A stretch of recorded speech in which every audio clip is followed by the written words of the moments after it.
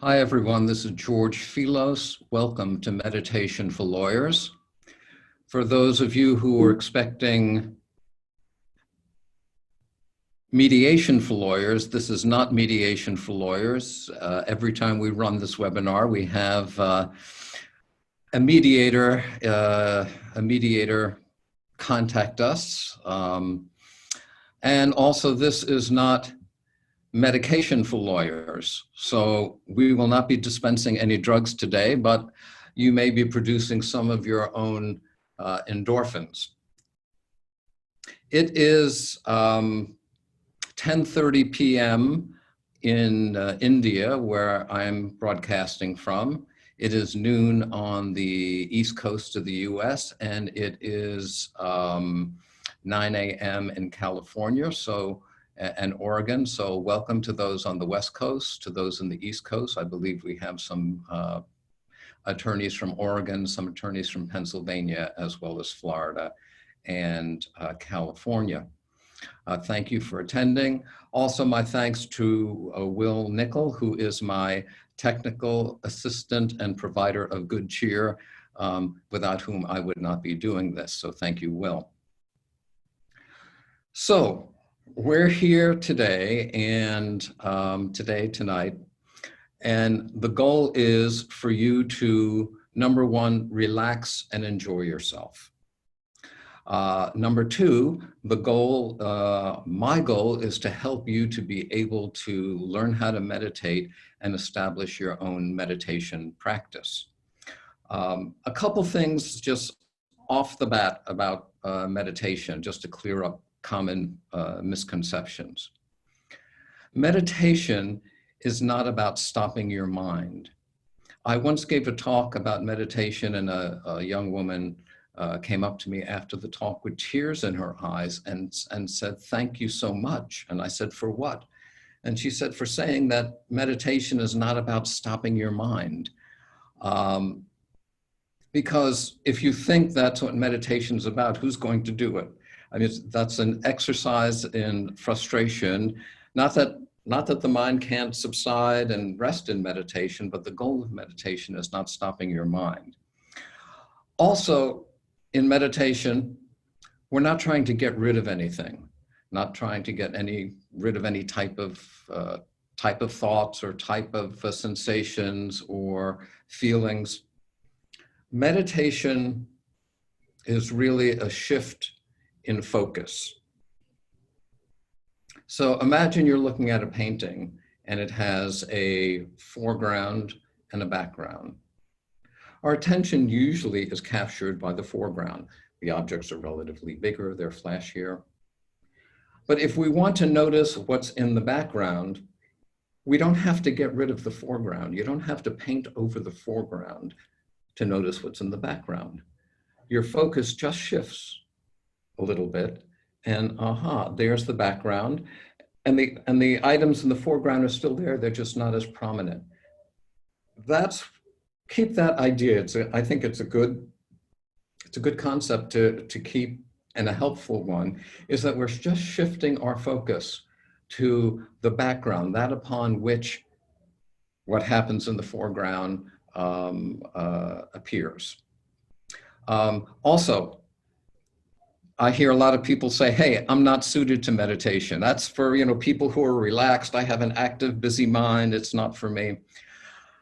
There's only one thing you need if you want to meditate, and that's an interest in meditation. It's like poker.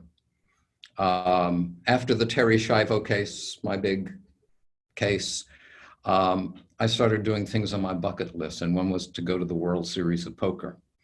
And all you had to do is plunk your money on the table, and you could play poker with the best poker players in the world and poker stars. Lose your money. Lose your money as well. So anyone can sit at a poker table. You don't even have to speak the same language. Anyone can meditate as long as you have interest. And obviously you have interest in meditating because you wouldn't be here. Okay, a couple technical things about the webcast. This is a 1-hour webcast. We're going to keep 10 minutes at the end for questions and answers. The questions and answers may go over. That's fine. You know, if you're here for your 1 credit hour, you can leave after an hour, but I'll stay on as long as we can to answer any questions, and you're welcome to join us. Now, you can see me and hear me, I hope. Right, Will, you can hear me? Yes, loud and clear, George. Okay, okay. That was Will coming out of the ether there. We can't see you and hear you. However, nor can the attendees. I can't see you, I can't hear you. The attendees can't see or hear each other. But if you ask questions, we may be able to do that. So for questions, very quickly, there's a chat button. So if you have a technical question that sounds not good, quality of the picture or something like that, ask that in the chat room. Will's going to be monitoring the chat room, and he can attend to that. If you have a question for me, there's a Q&A. There's a Q&A icon, and you can press that and write your question, and I'll get it and we'll answer it. Also, if you would like to speak your question, there's an icon here to raise your hand, and Will do whatever he does to have your question heard as you speak it, and the other attendees can hear it. And the same if you wanted to other attendees to see you while you're asking your question, we can do that. Just ask Will to do that when you submit your question. If I'm talking fast, it could be the green tea I drank to keep me awake here and in India. But no, that's kind of a joke. I'm talking a little fast so we can get to meditating and get the technical stuff out of the way.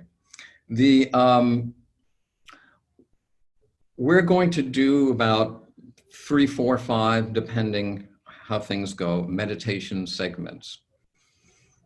Anywhere from 4 minutes to 6, 7 minutes per segment. So don't worry, no one's going to ask you to sit for a half hour or meditate for 40 minutes or anything like that. Now, also, write your questions, by the way, during the breaks, not during the meditation. During the meditations will be guided. I'll be giving some instruction pointers. I might ask a question. It's kind of a rhetorical question for you. During the meditation. It's not something that you need to write and respond to, but something that might guide you in a little bit of a direction. By the way, if we're out of time for questions or you have to go, then you can call me, you can email me. I'm a resource for you. I'm happy to talk to you, respond by email. Also on our website, meditationforlawyers.org, there's a question and answer session, and some of your questions may have been responded to. Okay, as we're doing this, I hope you've selected a quiet place. If you're in the office, please ask your assistant not to buzz you, not to forward calls. Also, if you have a big palatable sandwich next to you because it's lunch hour in Florida, or a good breakfast on the West Coast, just keep it for an hour and eat it later. You turn off your cell phone, hold your calls. You want to keep this as much as an undistracted time for you. Now, just a couple tips on your meditation posture. Number one, I would advise sitting straight up, an erect spine, in a relaxed manner. It's not that you can't meditate lying down, but we associate lying down with sleep, and you may tend to get drowsy. Just keep your hands in a natural position. You can keep them on your thighs, fold them in your lap. I suggest you keep your eyes closed. Again, you can meditate with your eyes open, that's fine. But having your eyes closed minimizes, obviously, visual distractions. So I recommend meditating with your eyes closed today. Also, you want to get just the right amount of attention and relaxation. It's like the focus of a camera. If you're under focus, it's not in focus. And in meditation, that's not enough energy, and you would tend to get drowsy and nod off. If you're over-focus, if you turn the other direction and you're over-focused, you're still out of focus. But in meditation, you may get a little hyper or edgy if you over-focus. So you want to find that sweet spot where you're alert and relaxed. Now, just briefly, I don't need to tell you why to meditate because obviously you have a good reason to be here. The bar associations have had health and wellness studies. You know about the benefits of meditation. But it's like learning to ride a bicycle. You can read a book, read an article about how to ride a bicycle, but until you get on and start pedaling, you're not going to be able to ride a bicycle. And so that's what we're going to do here, is get you pedaling, get you moving, so you know what meditation is like. I just want to briefly say, for me, why I'm doing this and why I'm sharing this is it has been a tremendous asset for me. You may know, you may not know, I've handled, my specialty was right to die cases, very intense cases, highly politicized.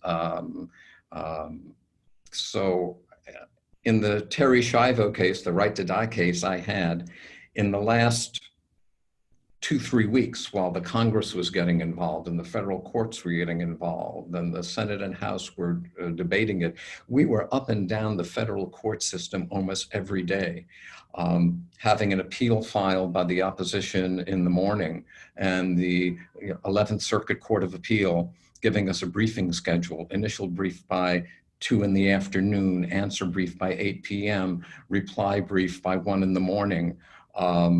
We'd get a decision. We'd get a decision 6 a.m. Then motions for rehearing on bank, and then another appeal is filed. We were doing this day after day after day. In addition to having people want to dispose of me through nasty phone calls and threats and stuff like that. We all have our own stresses and stuff like that. The point is that having an established meditation practice was a lifesaver for me. You don't start digging a well when you notice your house is on fire. It's too late. To have this tool which enables you to center yourself, to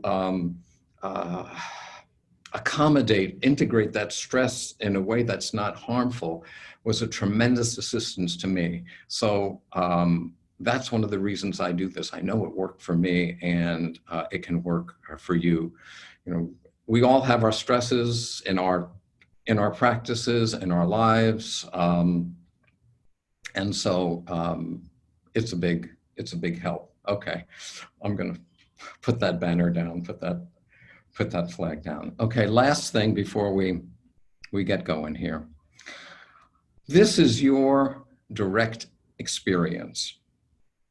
So trust your experience. Be like a scientist. See the facts. See what arises for you. Don't rely on what books you've read, or what I tell you, or what somebody else tells you. Throw your belief systems out. Really enter this with an open mind to say, I see what this is for me and how I experience this. Okay, one last thing about listening as I give instruction.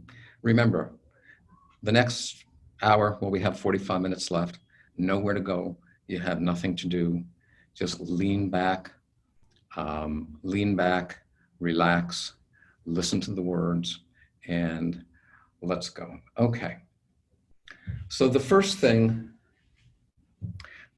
we're going to do is just a body centering and relaxation to get us out of talking and into our experience.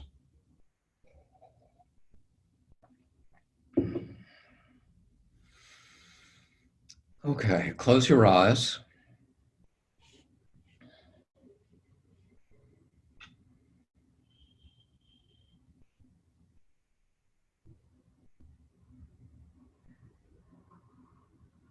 You can move your body a little bit. Just find a position that's in which you're relaxed.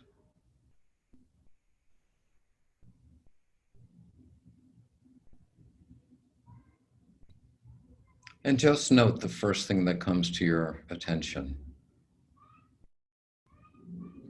It could be the sensation of your heart beating.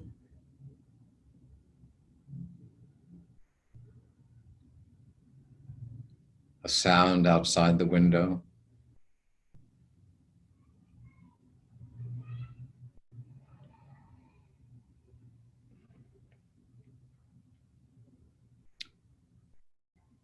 Put your attention on the soles of your feet, the sensation of the soles of your feet as they touch the floor, or how they feel against your sock or your shoe.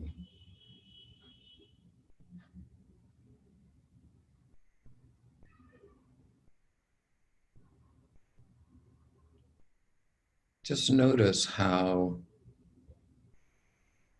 there's no effort to be aware. You place your attention, and there it is. It may be a tingly sensation. It may be a feeling of pressure on the bottom of the soles of the feet. Just notice. You're not trying to change anything.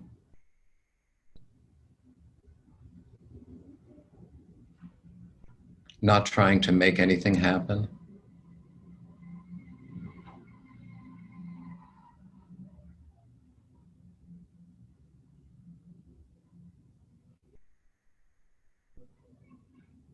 Feel the sensation of the air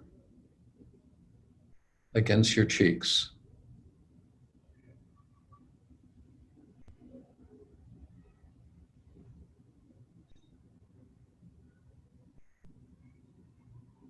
On your face, you might feel the sensation of the air on your space above your lip, your upper lip. It might feel cool, dry.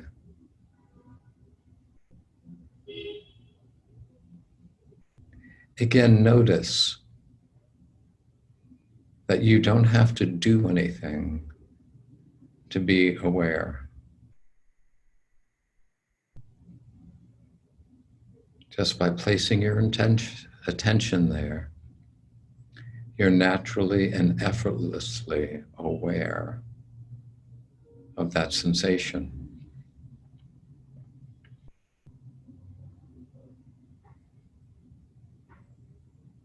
Take a moment to feel the sensation of your bottom against the chair.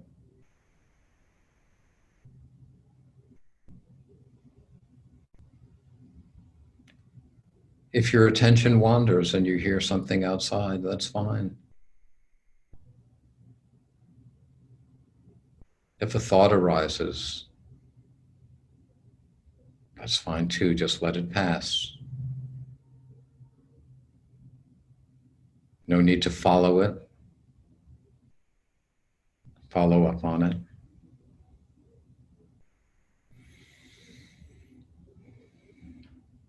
And finally, just be aware of the sensation of the breath. It might be the diaphragm moving the abdomen up and down, or in or out, with the sensation of the air entering the tips of the nostrils. Just take a moment to fully feel that. Just be aware of that.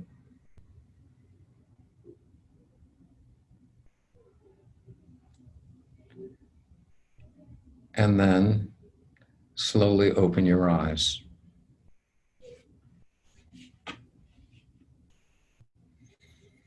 So that's just a little indication. That was 5 minutes.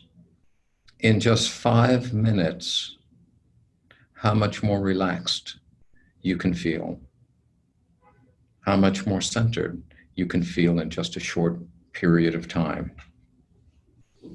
Okay, we got a little bit more talking before the next segment, so I'll talk fast, but it's helpful stuff. Okay.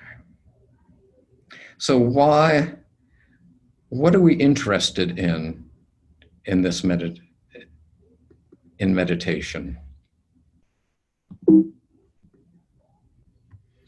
And in thinking about this, the word authenticity came to mind. What we're interested in, what we're looking for in this process is authenticity. So why do we value authenticity? Well, as a lawyer, the most persuasive arguments that I can make are one that come from authenticity. I've done some jury trial work. I have found that the juries know how to smell a line, and juries value authenticity. And we are immediately familiar when someone is inauthentic, and we're intimately familiar with our own inauthenticity. But we value it because there's an aspect of truth in authenticity. And so part of authenticity is being who you are. And there's a relaxation and relief in being who you are. Because number one, you don't have to do anything to be yourself. You are yourself. You don't have to, you can't lose yourself. You can never lose yourself. And so being who you are is kind of let's consider it your default position. It's our easiest position. Now, there's a relaxation and relief in that because you don't have to fake anything. You don't have to do anything. The opposite of that is pretense. And I would call pretense the preamble to tension. Because when you are in pretense or pretending, number one, you have to expend more energy to be what you're not. Also, there's a fear and anxiety associated with pretense because if you're not being your authentic self and you're being something else, uh-oh, can I be discovered? Is somebody going to pull the curtain on me? So that's not to say that we don't play roles. And we play roles of attorneys, father, mother, child. We have all these different roles. And that's fine as long as we know who we are while we play these roles. If you can't lose who you are, but if you forget who you are when you play these roles, that's called identification, takes a lot of energy and is very anxiety producing. And in our society, we value authenticity. 500 years ago, Shakespeare said, to thine own self be true. And in more common parlance, we could say that, get real, get off your high horse, get out of your pretense and be yourself. So what is, what is real? And so for purposes of this exercise today, this hour, we could say real is that which cannot not exist. We'll say that's the philosopher's explanation. Or one that is maybe better for meditation is that which doesn't change. Just take that in. I mean, we hear that phrase that the only constant is change itself. But what is it? Do we know of anything in our experience that doesn't change? And so we're going to explore now the things in our experience that do change in our next meditation. Now, there are three things and only three things that we experience: bodily sensations, an ache in the knee, an itch in the neck, sense perceptions, hearing, sight, touch, taste, etc., and our thoughts. These are constantly changing. Our next meditation, we're going to take a look at those. So again, close your eyes.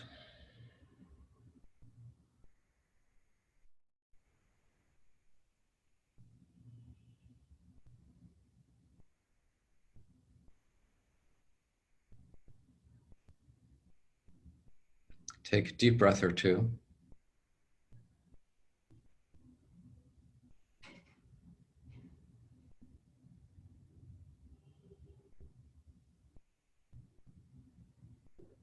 Now just notice if you hear a sound, that's sense perception.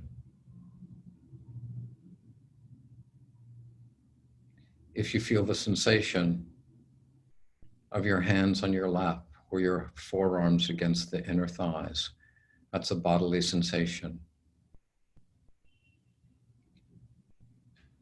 If a thought arises, oh my God, why did I take this? Why did I take this webinar in the first place? That's a thought.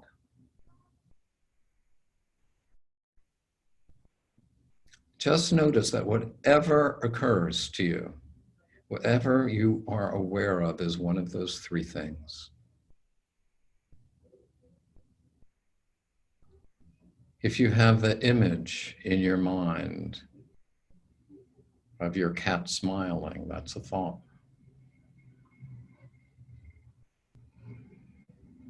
If the air conditioning system is going on, that's a sense perception, that's hearing.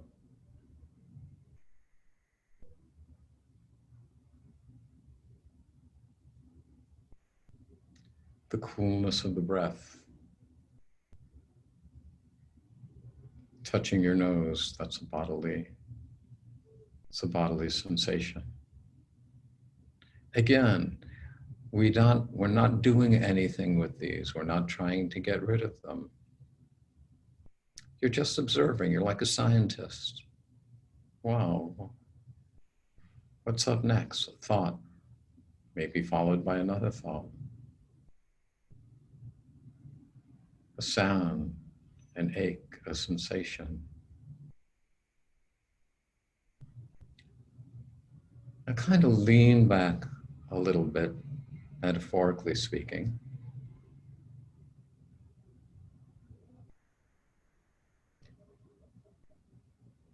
And imagine that which is aware is the sky. That which is aware of these thoughts and sensations and sense perceptions is the sky. And all these objects are just clouds passing through the sky.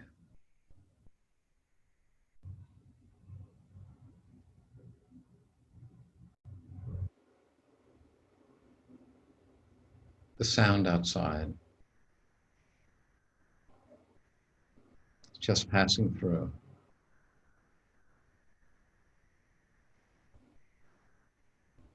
whatever thought you may have, just passing through.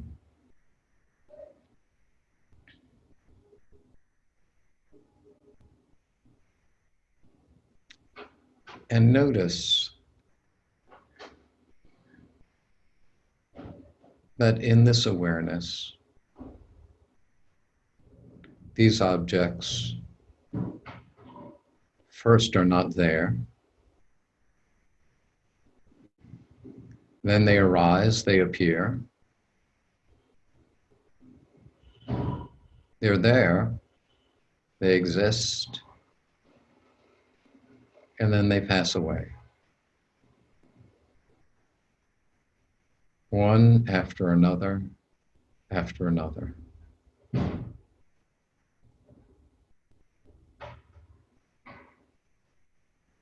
Also notice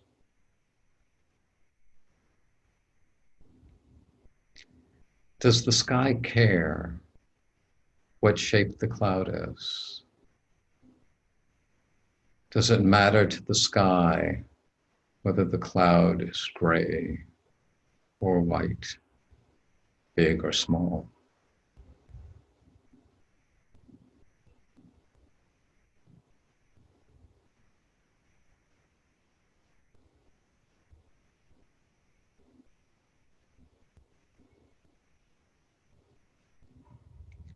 If your mind is wandering, it's just a thought. It's just a thought passing through.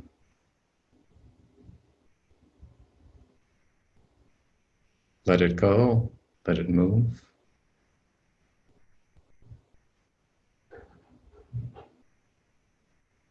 And notice something else now.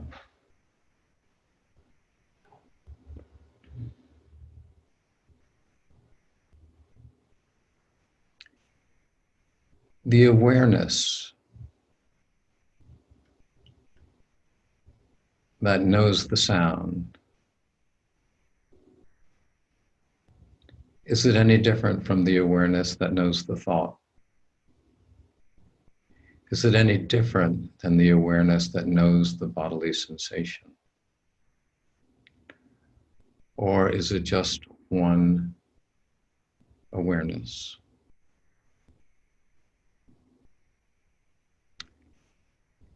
If your mind is very active, if your thoughts are exploding,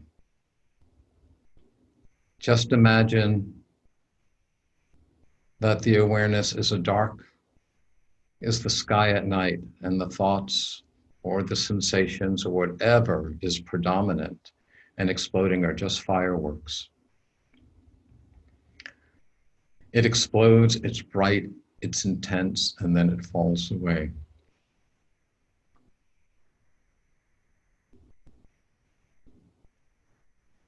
No matter how intense the firework,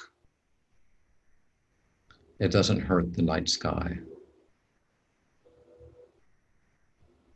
Nor does the night sky care what color the firework is, what intensity it is.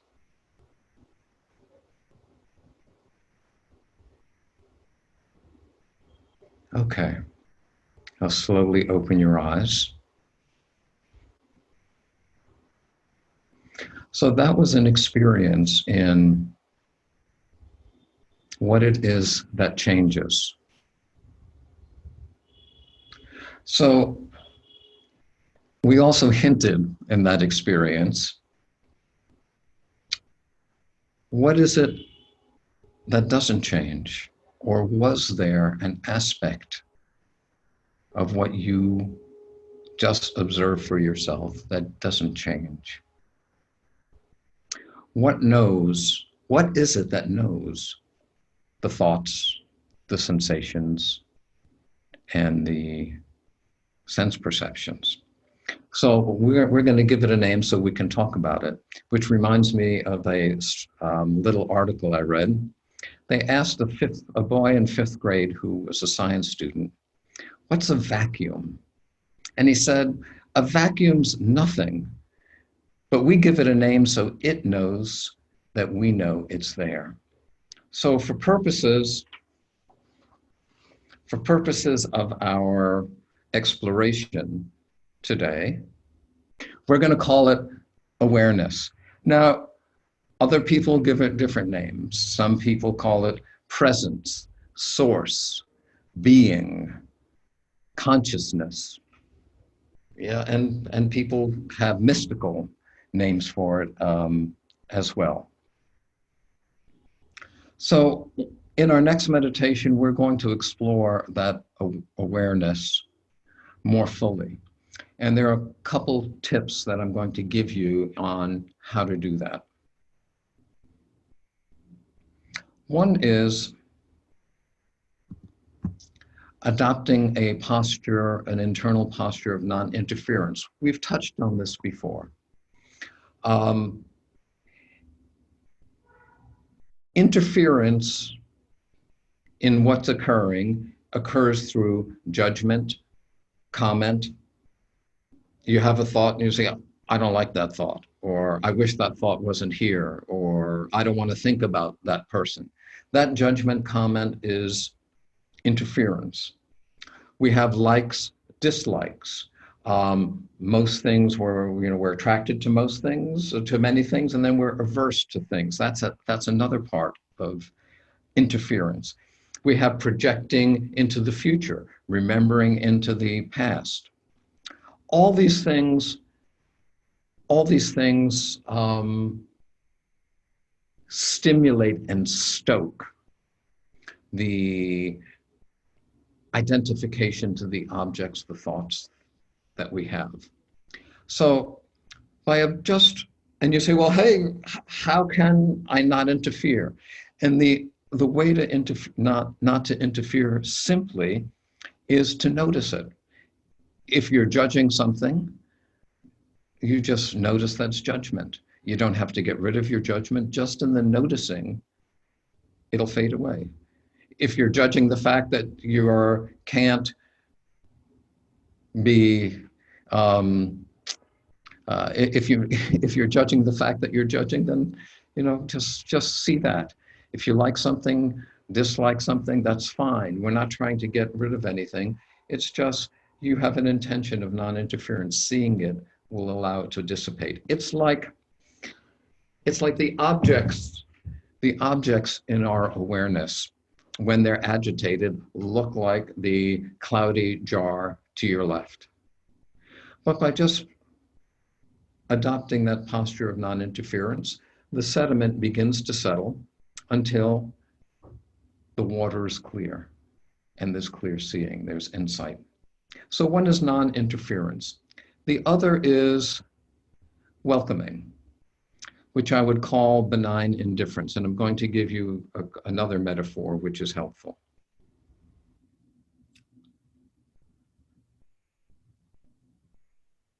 A mirror doesn't care whether the vase in front of it is pink or blue. It doesn't say, I like reflecting pink, I don't like reflecting blue. It's the same as a television, the analogy of a television screen. The television screen doesn't care what picture is playing on it. It could be a war scene with people getting blown up and limbs and blood, or it could be soothing music and flowers. It's irrelevant to the TV screen.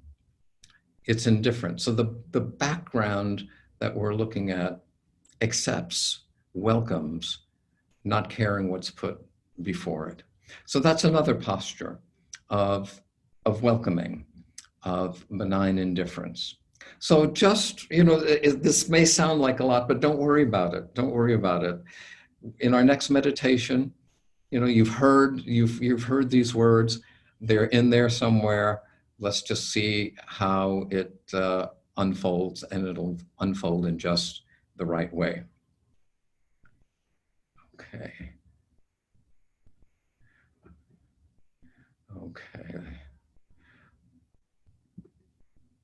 Okay, next. It's a lot to cram into an hour, I know, but you're doing great.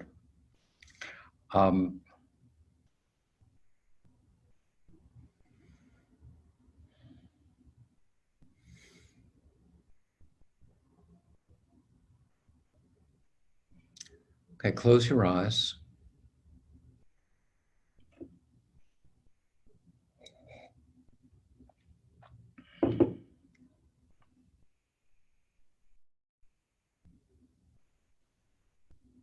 Sink into your seat.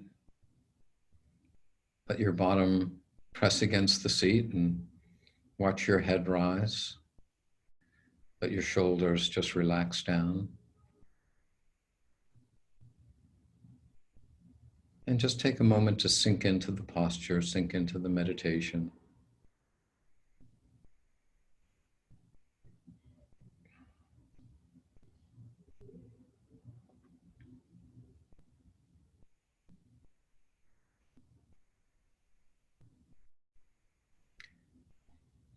Again, if you're aware of objects are arising, that's fine.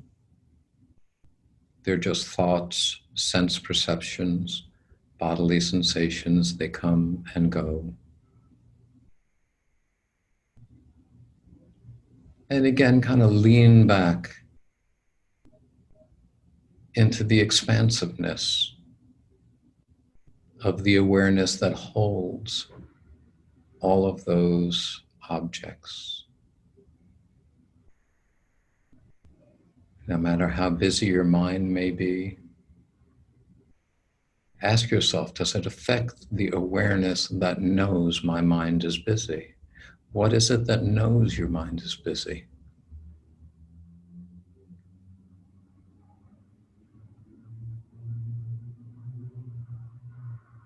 Does that awareness care whether your thoughts are rapid or not rapid?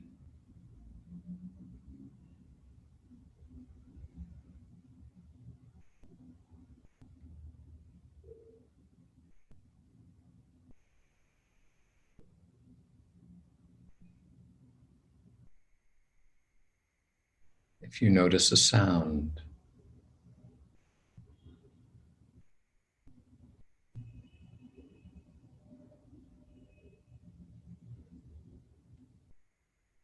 can you locate where in awareness that sound is?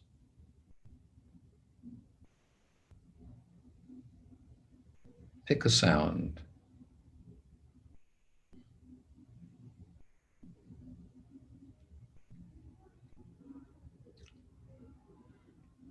Is it in a specific part of awareness, or is it everywhere in awareness? Just notice that.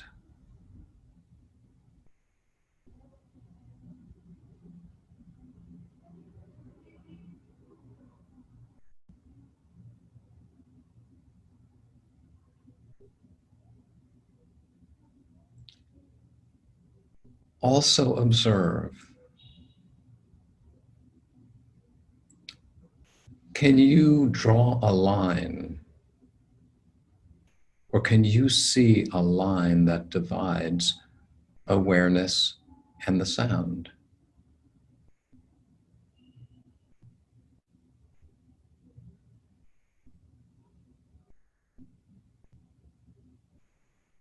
Is there a place where awareness is, but the sound isn't?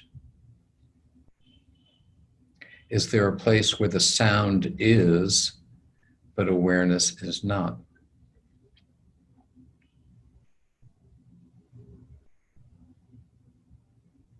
Is there an observer of the sound? Again, look.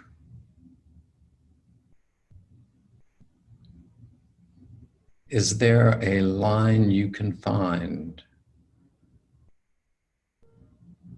where there is an observer of the sound but no sound?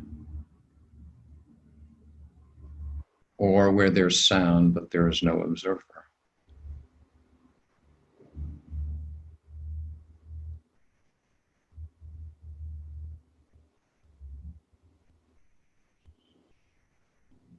Just allow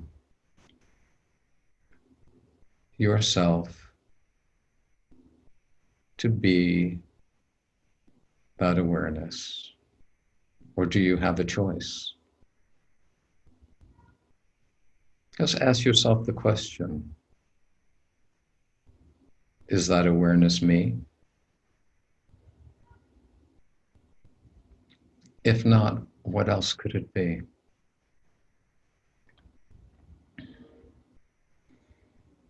Now let's look at some of the qualities of that awareness. And again, if there are disturbances, eruptions,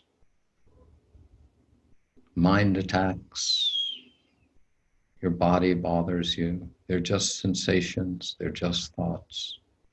Let them be, let them go.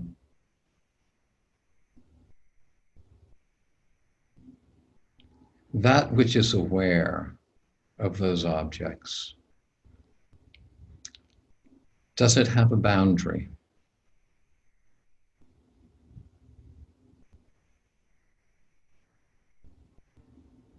Is there any place where that awareness is not? Don't think about it. Just see.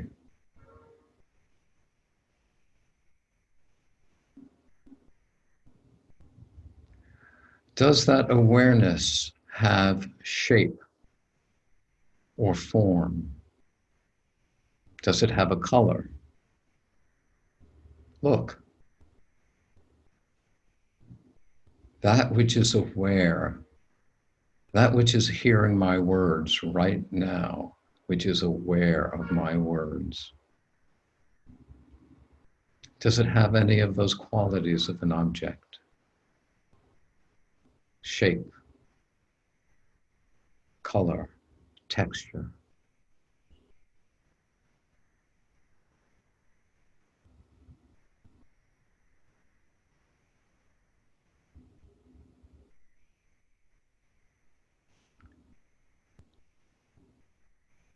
Now this awareness,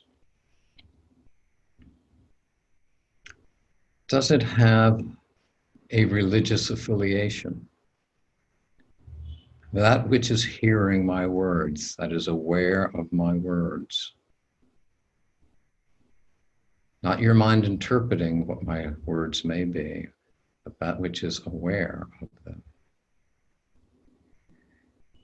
Is it Catholic, Protestant, Christian, Muslim, Hindu? Does this awareness have a gender?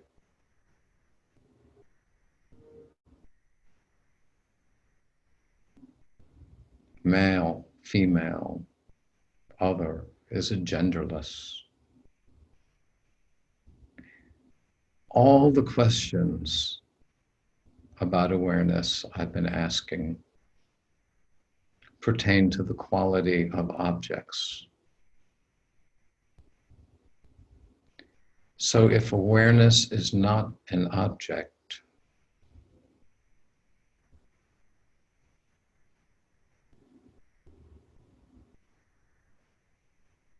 ask yourself, what is it?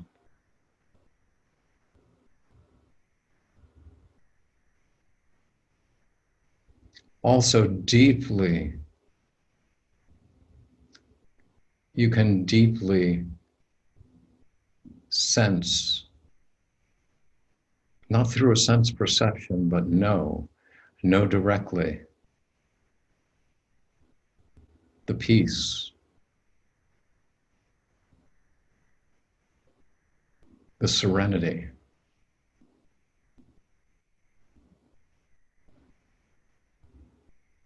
the joy,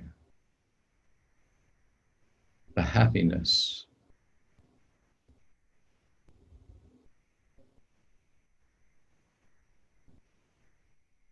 that seems to arise or appear when we're in this awareness. in this awareness that seems to be timeless, and that from our own personal experience,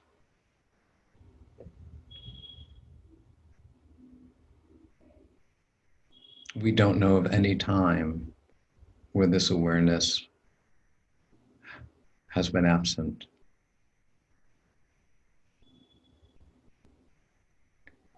So we'll take about 30 seconds just to remain in silence.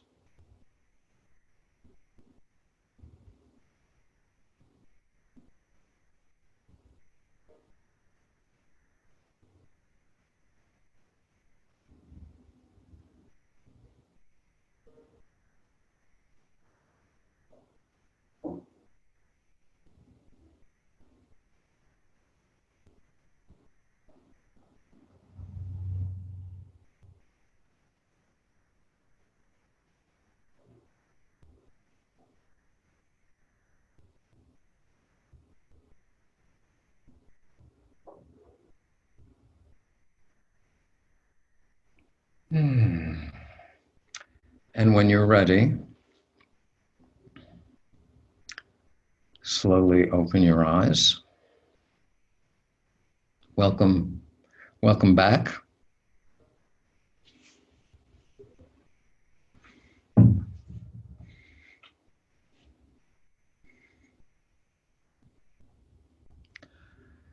So I really hope this has given you a framework, some sort of kind of conceptual structure, which can be helpful into exploring what in essence is non-conceptual. I love meditation. I've done it my entire life, and I hope this is a help for you to start your own practice. Let's see if we have any questions.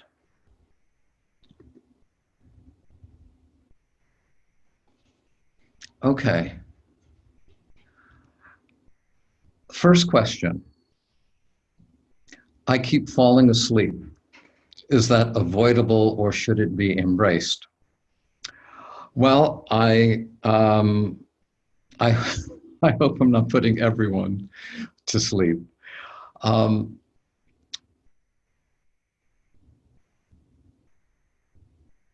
Sometimes I think you have to respect the body. I mean, you may be really exhausted. What your body needs is sleep, and in the initial relaxation of meditation, that can put you to sleep. That's fine. But there's also a type of drowsiness or lethargy, which is kind of avoidance. It's kind of the mind can produce a lethargy, which says, I don't want to do this, or it's too challenging or iffy for the mind. And so with that type of drowsiness, I would suggest you stay awake, and you can stand up and meditate with your eyes closed. You can also investigate the drowsiness, because in essence, drowsiness, sleepiness is a bodily sensation. And when you look at bodily sensations without the label, well, I feel drowsy, but what is the actual sensation in the body? It becomes something else. So I think I would suggest, if your body needs to sleep, that's fine. But if you know that you're not craving sleep at that moment, I would work with the drowsiness. Where am I in India? Steve asks. I'm in Pune, India, in southern India. My wife and I have been touring and doing a lot of neat things while we're here. Heather asks, How long do you meditate each day? Well, for me, I used to meditate longer. I used to meditate, I would say 40, 45 minutes every day. And I would do it first thing in the morning for this reason, is that when I'd get up, go to the bathroom, and sit and meditate. Because if I said, oh, well, I'm just going to do this first or do that first, I tended to get distracted, things happened, and I never ended up meditating. So it was the best time for me. I would say now, it doesn't take me very long to sink in. I'll just use that phraseology. And so I meditate less than I did before. So I would suggest for you, if you are starting a meditation practice, try this 15 minutes and give it 30 days. Do this 15 minutes a day for 30 days and see what happens. And we're going to send you the recording of this. You could use these meditations, other meditations. I'm going to be preparing soon and sending out to everyone who's taken the seminar, I hope, let's say a 12 to 15 minute meditation that you can use, which is a good time period to start. So I would recommend that highly, to try this every day and see what happens after 30 days. Okay. Heather also asks, after practicing meditation consistently, does your mind quiet?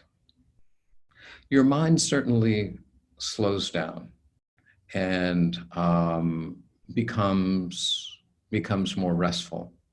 But remember that a restful mind is not the object of meditation. What we explored here is trying to tap into what you would consider your source, whether you call it awareness, presence, your centering. And ultimately, it doesn't matter how active your mind is or not, because you can have a very active foreground, but meditation gives you that anchor in the background. And when you're centered in who you are in the background, no matter how busy you are in your life and in court, and we're all busy and stressed, it just has an overall beneficial effect on your emotions, on your body, on your psyche. Okay. Is it helpful using a mantra while meditating?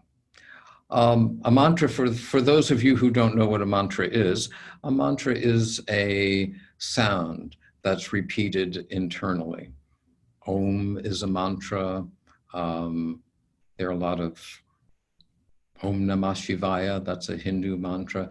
When I was using mantras years and years ago, I used the Jesus prayer as a mantra. Lord Jesus Christ, have mercy on my soul. I mean, that's a device that's used for reflection and to calm the mind. That's not my path. That's not what I recommend. I would say go to the heart of it. What are you most interested in? What do you really want to know? And what you really want to know is who you are. Not the layers of your experience, but what it is that knows that experience. So that's my interest, but they're all different types of meditations, and I would say, what attracts you, and what attracts you and what interests you is, if you have those two things, attraction and interest, then yeah, go for it and see what happens. We have those are the questions, just a couple of closing remarks. If you have feedback, please let us know. You can send us an email, you can call me on the phone. If we can make this better, I've thought of doing this as a 2-hour webinar, but that's asking a lot. I have come and done this. Some of bar associations have asked me to come, and I've done this in person. You know, if you said the time was too short, George, you know, it was just too compressed, we need more time or something like that, we can do it in an hour and a half. These type of things are very helpful for us. If you're a member of a group or organization like a state attorney's office, public defender, you work in a government office, you know, I'll come. I'll come if I'm asked. I come. So if you think it might be beneficial for your organization, then you know, let me know. We can talk about it. This seminar will qualify you for 1 CLE credit. I will send, when we have the recording ready, which is takes about 3 days, I'll send everyone a recording of this, as well as the CLE number for Florida and the MCLE number for Oregon. Also, I know in Florida, if you take a CLE course that is from another state, that's accredited in another state, Florida will accept it. So if you're from Pennsylvania, from California, or from another state, you know, you could give that, you could certainly give that a try. Let's see, I think that is just about all I have to say from my end. Again, a big thank you for allowing me into your life and allowing me to share this time with you. So good luck with meditation, and maybe we'll see each other or talk again soon. Thank you so much. Bye.